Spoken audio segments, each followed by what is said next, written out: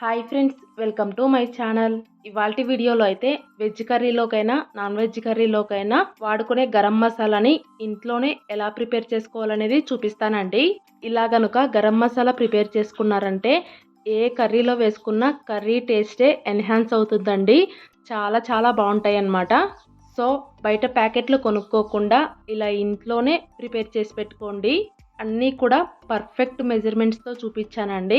ఇప్పటి వరకు ఎప్పుడు గరం మసాలా ప్రిపేర్ చేయని వాళ్ళు కూడా చాలా ఈజీగా చేసేస్తారనమాట. ఈ వీడియో చూశాక తప్పకుండా ట్రై చేయండి. అలాగే ఎవరైనా ఫస్ట్ టైం ఛానల్ చూస్తున్న వాళ్ళు ఉంటే ప్లీజ్ ఛానల్ని సబ్స్క్రైబ్ చేసుకొని పక్కనే ఉన్న బెల్ సింబల్ని యాక్టివేట్ చేసి పెట్టుకోండి. అలాగే వీడియోని చివరి వరకు చూసి ఒక చిన్న లైక్ ఇవ్వండి. మీరు ఇచ్చే లైక్ వల్ల వీడియోలు ఇంకొద్దిగా ఎక్కువ మందికి రీచ్ అవుతాయండి. ఇంకా లేట్ చేయకుండా గరం మసాలాకి ఏమేం దినుసులు కావాలనేది అన్ని పర్ఫెక్ట్ మెజర్మెంట్స్తో చూపిస్తాను పదండి. గరం మసాలాలోకి ఫస్ట్ ఒక పావు కప్పు ధనియాలు తీసుకోవాలి. అలాగే ఒక అర టేబుల్ స్పూన్ జీలకర్ర, ఒక టీ స్పూన్ సోంపు, ఒక అర టీ స్పూన్ షాజీరా తీసుకోండి. అలాగే ఒక అర టేబుల్ స్పూన్ కల్లుప్పు, ఇంకా ఒక 4 ఎండుమిరపకాయలు, ఒక పావు కప్పు నిండుగా దాల్చిన చెక్కనైతే ఇలా చిన్న చిన్న ముక్కలుగా చేసుకొని తీసుకోండి. ఇంకా దాల్చిన చెక్కలో సగం లవంగాలు తీసుకోండి. లవంగాలు ఎక్కువగా తీసుకున్నారంటే ఘాట్ ఎక్కువగా అయిపోతుందండి. సో సగం తీసుకోండి సరిపోతుంది.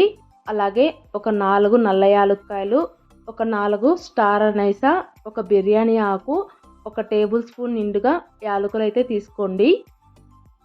ఈ యాలకులు అయితే దాదాపుగా ఒక 20 నుంచి 25 దాకా ఉంటాయండి. ఇప్పుడు వీటన్నింటినీ ఒకవేళ మీకు ఎక్కువగా ఎండ ఉంటే కనుక ఒక రోజు మొత్తం ఎండలో పెట్టేసుకొని మిక్సీ పట్టేసుకోవచ్చు అనమాట. ఎండలేని వాళ్ళైతే లైట్గా డ్రై రోస్ట్ అయితే చేసుకోవాలన్నమాట. డ్రై రోస్ట్ చేసుకోవడం కోసం స్టవ్ పైన ఒక మందంగా ఉండే కడాయి పెట్టుకొని అది వేడెక్కిన తర్వాత ఫస్ట్ ప్యాన్లో దాల్చిన చెక్క వేసుకోండి. దాల్చిన చెక్కని ఒక అర నిమిషం పాటు కలుపుకుంటూ ఫ్రై చేసుకోండి. ఈ దినుసులన్నీ ఎక్కువగా ఫ్రై అవ్వాల్సిన అవసరం లేదండి. జస్ట్ వెచ్చబడితే సరిపోతుందన్నమాట. దాల్చిన చెక్క లైట్గా వెచ్చబడిన తర్వాత ఇప్పుడు అందులో లవంగాలు అయితే వేసుకోవాలండి. వేయించుకునేటప్పుడు మాత్రం జాగ్రత్తగా ఫ్రై చేసుకున్నామంటే గరం మసాలా చాలా చాలా బాగా వస్తుందండి. దినుసులు కనుక కొద్దిగా మాడిపోయినా కూడా ఫ్లేవరే మారిపోతుందన్నమాట. సో దగ్గరుండి కలుపుకుంటూ జాగ్రత్తగా ఫ్రై చేసుకోండి. లవంగాల్ని కూడా ఒక అర నిమిషం పాటు ఫ్రై చేసుకున్న తర్వాత ఎండుమిరపకాయలు, అలాగే ధనియాలు, స్టార్ అనైసా, యాలక్కాయలు, ఇంకా బిర్యానీ ఆకు ఇవన్నీ వేసేసుకోండి. ఇప్పుడు వీటన్నింటిని కూడా సన్నటి సెగ మీదనే కలుపుకుంటూ ఫ్రై చేసుకోండి. మసాలాకి ఫ్రై చేసుకునేటప్పుడు కూడా ఫస్ట్ అయితే ఎక్కువసేపు ఫ్రై అయ్యేటి ఫస్ట్ ప్యాన్లో వేసుకోవాలండి. అలాగే తొందరగా ఫ్రై అయిపోతాయి అనుకునేవి లాస్ట్లో వేసుకోవాలన్నమాట. వీటన్నిటిని కొద్దిగా వెచ్చబడేంత వరకు ఫ్రై చేసుకున్న తర్వాత ఫైనల్గా జీలకర్ర, సోంపు, షాజీరా, కల్లుప్పు కూడా వేసేసుకోండి. ఇవి వేసుకున్న తర్వాత ఎమ్మటే స్టవ్ అయితే ఆఫ్ చేయండి. స్టవ్ ఆఫ్ చేసిన తర్వాత కూడా కొద్దిసేపు ఇలా గరిటెతో కలుపుకుంటూ ఉన్నారంటే అవి కూడా ఆ వేడికే వేగిపోతాయండి.